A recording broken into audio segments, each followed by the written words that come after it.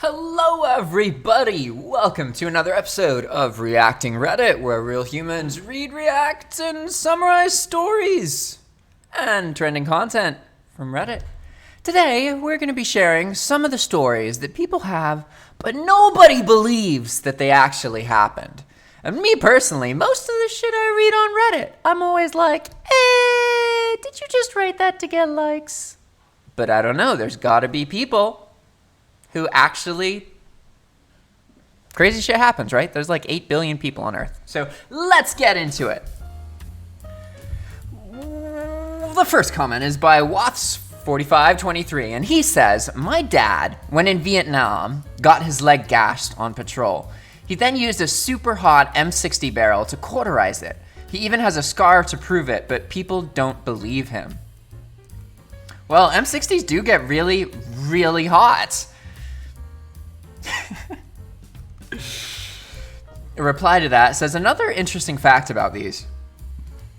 Some barrels get so hot that you will get something called a runaway or cooking off, which is when the barrel is so hot that it ignites the gunpowder in the bullets and won't stop firing. What? Whoa, that's crazy. So even if you're not pulling the trigger, it just keeps shooting? Wow, that must be a big problem. Damn, these memes are random, but they're timed really well so far. That must be a really big issue because normally you can't just keep shooting a machine gun. You have to shoot it in bursts so it doesn't overheat. So if it starts chain reactor triggering it to keep shooting, that means that the gun's gonna fail at some point. Maybe in a painful way for the operator, because what's going to happen when the chamber that the bullet goes through starts to deshape and deform and melt, and then there's a bullet going through it. Oof, I don't want to be that person. The next reply is by I Reddit kinda chick. It says, lol, I am. My grandma gets confused for 50, even though she's in her late 70s, so I should stop complaining now. Okay, I have no idea what that's in response to. Let's go to the next one. Here we go. Z Violator says, when I was in elementary school, my brother and I were walking home from school after it had rained all day. He started reaching his hand in all the puddles. I asked him what he was doing. He said, sometimes there's money in these. And 3 or 4 puddles later, he pulled a $20 bill out of one of the puddles. I'm not sure if he ganked it from somewhere or yanked it from somewhere else and planted it, or if it was legit. Either way, I now check puddles for treasures when there are no witnesses. I'm gonna go look in a puddle next time. I always watch out for those trap puddles, you know, the ones that you think are actually an inch deep and you jump in it enthusiastically. But then you end up going 2 feet into the water because it was a hole. Those are funny. You can find some great YouTube videos along that trend. Statum87 says, I was drinking with my dad and shooting random things with a pellet gun. A butterfly flew past and my dad bet me I couldn't hit it. I shot and split it right up the middle and both wings. Untouched, floated to the ground. I couldn't recreate that moment if I had a room full of butterflies and the only person who believes me is my dad. Hey, at least your dad believes you. Come on, that's awesome.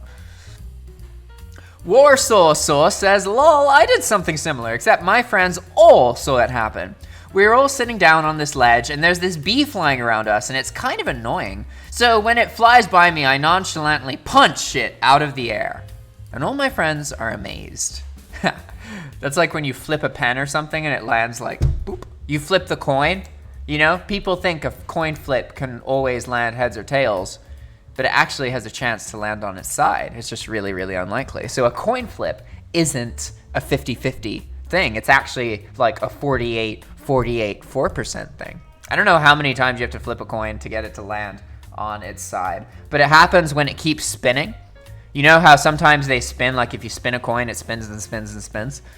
Sometimes you flip it and it spins, and then it actually stops and it doesn't fall over. Those are the really lucky days. Guild Me says, some dude asked me to come over for a coffee and shoot stuff with his air rifle. I said okay. 15 minutes later, having my coffee, he loads up, lines up a fly sitting on a painted screw on the cupboard handle. Fires. Fly explodes. Half stuck to the roof, half on the floor, scraps on the cupboard, and the screw is bare metal. Holy shit. He offers me the gun for $10 to buy cigarettes, but I have to go buy them since his mom told the lady at the shop near us not to sell to him. And that is how I got my first airsoft gun. That's pretty funny. His mom's like, don't sell cigarettes to my child from your store. Hey, I mean, that's pretty good. I'm sure it didn't stop the kid, but being inconvenient, you know, humans ultimately, you know, a lot of people are like, humans are great, humans are evil, humans are good. Nah. What we are creatures of convenience. And if you want to control us, control the things that are convenient to us. Akrim Boget says, I was around 16. My brother and I were standing in the kitchen. I was opening something with a pair of scissors. As we were talking, a fly was buzzing around us. Being a goof, I made a whatcha noise, accompanied by some sort of Ricky Martin move. I cut the wings off the fucking fly. That's pretty badass. Like, really, that is pretty insane. Lori1119 says, on the way to visit a friend, my husband and I got lost on a highway in Pennsylvania. By some weird chance, my husband's friend drove past us in the opposite direction. We see him and turn around to catch up to him. Finally pulling over, we are standing on the side of the road, discussing the directions to the friend's house. Surrounding us are farms with corn and various other crops. Out of nowhere, a duck appears on the opposite side of the road. He is looking at us curiously while we are talking. We watch him, look both ways, and waddle across the road to where we are standing. The cars are honking at him as he walks by in an attempt they drive past. He gets over to my husband, pecks at his shoe once, and then promptly walks back across the street, dodging cars traveling at highway speed. He made it back across the street and disappeared into the crops. He risked his life to peck my husband's shoe and then simply waddled back out of our lives. Quack. Ephemeris says, on my way to work one morning, I pulled up to a stoplight, and a few seconds later, a deer on the sidewalk wandered up to the light, looked around, and stayed put until the light turns and the crosswalk says it's safe for pedestrians. The deer then slowly crossed in the crosswalk and wandered off into the woods. What? Bad meme generator. That was a funny story. Meme, why do you not like the deer is crossing on the crosswalk? That's cute. Penguin Waddle Swaddle says, somewhere in the bushes, there was a group of ducks that had dared that one duck to walk across traffic and peck the human's foot. They were egging him on by going quack, quack, quack the whole time, but you just couldn't hear them over the cars honking. That's pretty funny. That duck's little ducky wife was laying some big fat golden duck eggs and he wanted to share them with you. Next time an animal tries to gain your attention, give it your damn attention. Steve JEO has a story to share. I was walking home when I was 16 and a car pulled up behind me. Inside were 4 guys in balaclavas and a gun pointing out the window. The gun went click, so I fucking bombed it over a hedge and ran like hell to the side of some guy yelling, "Wait, we're not going to harm you." Since so many people are asking, not likely a prank. Nope, just friendly neighborhood terrorists. Either the IRA or the UVF. Probably the IRA. Japiro said, I was at a really weird party once and ended up in a headlock by some ex-con. And my friend had a pair of scissors in his hand and was shaking vigorously with rage as the guy who held me kept saying, "Stab him." I pushed the con back very hard, jumped past the crazy scissor dude, and noped it the fuck out of his place as fast as I could. Once I was a good half click away, I could hear them yelling, "Come back!" Ha! Why would you come back? G8Caker says, well, could this have been a prank by some friends? Back in the end of high school in the 90s, a big thing was kidnapping friends, usually for a surprise party. I was never involved in this, but a friend of mine and his friends decided to do this with a friend of theirs, a female friend. He borrowed a ski mask from me. I told him he was crazy. He said, nah, it'll be cool. Later, he tells me that he and the other friends corner her in ski masks and grab her to take her into a van. Apparently, she flipped the fuck out and started screaming, wailing, kicking, and they immediately had to take their masks off and try and calm her down. And then they say, yeah, we're taking you to your surprise birthday party. Damn. That would be a great way to set the mood shittily. I don't like surprise parties, let alone surprise parties where I'm actually thinking my life's in danger. Like, when you kidnap your friends, you don't do it in an actual kidnap way. Like, you just be like, hey, I'm gonna take you somewhere. Just get in the car, come on. And you know, they trust you, so it's okay. But you don't actually don ski masks. Come on, that's fucking dumb. People are gonna treat you like a criminal. Of course they are. Who in their right mind is gonna say yes when a bunch of people get out of a car in ski masks? Come on. I just replied, but I remembered one similar story. A friend of mine was from downtown Toronto. He had a novelty lighter that was in the shape of a pistol. When you pulled the trigger, a flame appeared. It was miniature and obviously not a gun. Anyway, he was walking alone downtown one night, and this homeless guy comes up to him and asks if he has a light. He says, sure, and pulls out the gun lighter and points it at the homeless guy. The homeless guy goes, ah! And smacks the lighter out of my friend's face, or hand. He then proceeds to jump up and down on the lighter and runs off screaming. The entire time, my friend is just watching this with the fuck is happening look. He picked up the lighter and the poor thing is all warped and broken. Hey, I mean, yeah, guns are fucking dumb. And, oh yeah, this is the conservatives. The meme is the conservatives. They don't like that I don't like guns. I know, you don't like guns. You like guns, that's cool. I've lived in a lot of countries in the world, and humans are controlled by convenience. No matter what religion, no matter what technology, convenience controls humans. So when you have hundreds of thousands of guns manufactured and available, it's convenient to use them. So people use them. That's just a reality. Granted, gun culture is so big into the US now that, you know, you couldn't just take it away. But also at the same time, yeah, it's highly complicated. Anyway, moving on. About 7 or 8 years ago, I was really into humorous wiki vandalism, and I thought it would be funny to claim that kiwi fruit was also once called hairy bush fruit. I modified the page on kiwi fruit to say so. I cut and paste some random Chinese characters from elsewhere in the article and put this in. Hairy bush fruit, Chinese characters, Mao Mo Gao. Since then, it has been repeated all over the place and currently returns 61,000 hits on the Google. It has been printed in The Guardian, which means it is a now 100% verifiable fact, and it will quite likely never be removed from the offending article. It's kind of a scary implication.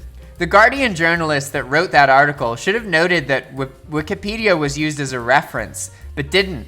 There quite easily could have been other circular references like this, where a journo repeats something incorrect, lifted from some random crap in Wikipedia, and publishes it, at which point the incorrect fact can now be referenced in the press. Yo, is this real? Wait. What happens if we Google hairy bush fruit? What comes up? Okay, not kiwis. None of these are kiwis. Okay. Wikipedia, kiwi. Let's go to the kiwi page and see if it says hairy bush fruit. I have a feeling not anymore. Look for a kiwi. Oh yeah, there's so many kiwis. We're looking to the kiwi fruit. Hairy bush. Oh, it's not called hairy bush fruit anymore. That's pretty funny though. I totally believe it. I mean, that's one of the crazy things about the internet. You may think that the internet is really, really big, and it is, but it's kind of more like a hallway of mirrors, right? Like when you're in a hallway of mirrors, it appears that it goes on forever, and the internet's like that as well. But the reality is, the amount of original content on the internet represents maybe as little as 1% of what's online. And the rest of the stuff online is an article that's copied from another article site, that's copied from another article site, that's copied from another article site. And you find the same exact paragraphs in multiple articles all over the internet.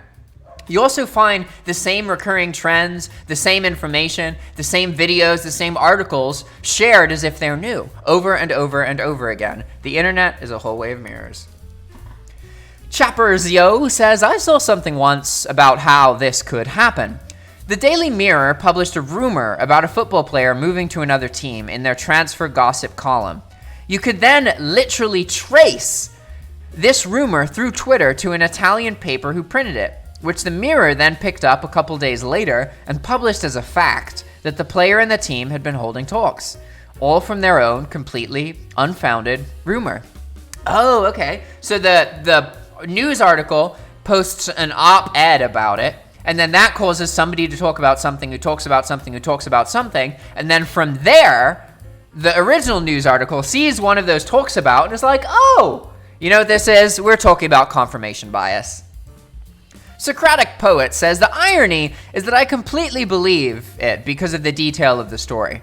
In fact, if you told me that kiwis used to be called hairy bush fruit, I wouldn't have believed you because I know shit like this happens all the time. So they're more likely to believe it's fake. So by you saying that you bullshitted it, they're going to listen to you because you bullshitting it produces a fake result and people think stuff is fake. So, haha! Good point. Swamp Juke says, after a celebrity's death, MJ, I think, some college student edited his Wikipedia article with something nonsensical that was soon reprinted in a bunch of newspaper articles. The internet is interesting. Well, yes, it certainly is interesting, isn't it? Get says, I vaguely speak Mandarin Chinese, and I confirm that go, I don't know how to say that. Go. I'm so bad at pronunciation. I'm sorry. I apologize, Chinese people. Does in fact mean fruit. I could not remember the word for juice at the place I was studying it, so when I asked for it, I said shu gao shu, which literally means fruit water. I once added a slogan to Pepsi's list of advertising slogans and attributed it to some random person. An ice cold Pepsi. It's better than sex. It stayed up there for the longest time, quoted on some forums and blogs, and found in a commercial made for a college film class. I was pretty proud of that. All these people are like, yeah, I spread that misinformation. At least they're doing innocent things. I mean, it's funny. You always hear like, oh yeah, the U.S. presidential election was rigged and it was changed and misdirection and all sorts of crazy things. But then in reality, what people are doing is that they're changing it so people think kiwis are called bush fruits and that Pepsi's marketing slogan is it's better than sex. Mazzy 1978 says, a boy in my high school was into supernatural stuff and he claimed he had somehow seen me in my bedroom. He described in detail what I was wearing. Everybody thought that I was in on it. I wasn't. Well, that sounds creepy. It sounds like he was just watching. Pararareda 8 says, something similar also happened to me. I had a friend I never visited before, and I wished I did just because I thought we would be more friends if we met up and played video games. I somehow imagined one of the rooms of his house, and it turned up I was imagining it exactly as it was in real life. What?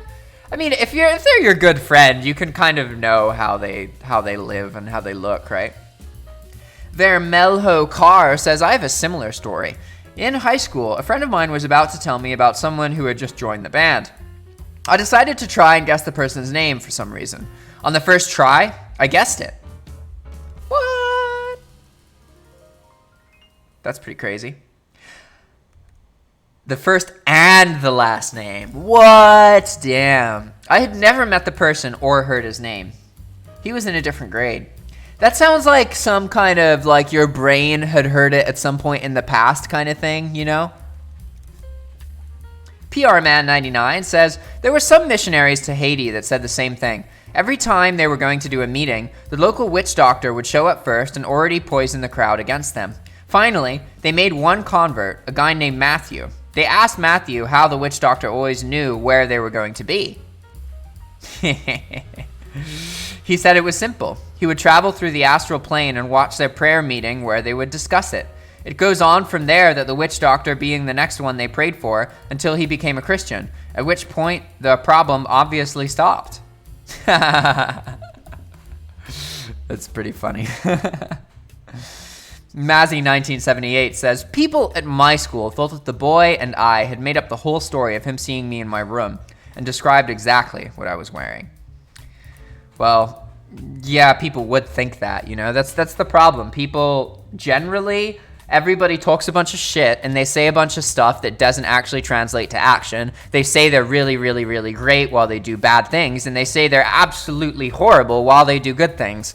People are full of shit and their words don't mean anything, and even the most honest human only follows through with their words maybe 60 to 80% of the time. So yeah, people don't believe stuff, and there's good reason to not believe all the shit people say. Mr. Slim says, one time in high school science lab, I dropped a Petri dish.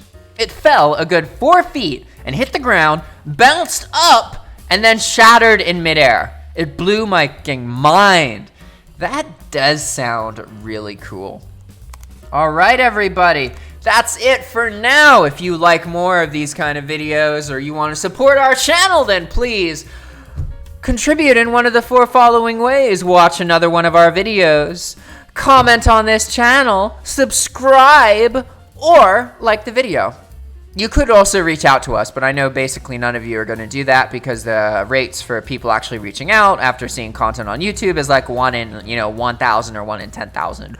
So 1 in 1,000 of you might actually get our email address and reach out to us and try and work with us. But, that's probably not going to happen. So anyway, I'm going to see you next time. Thanks for watching.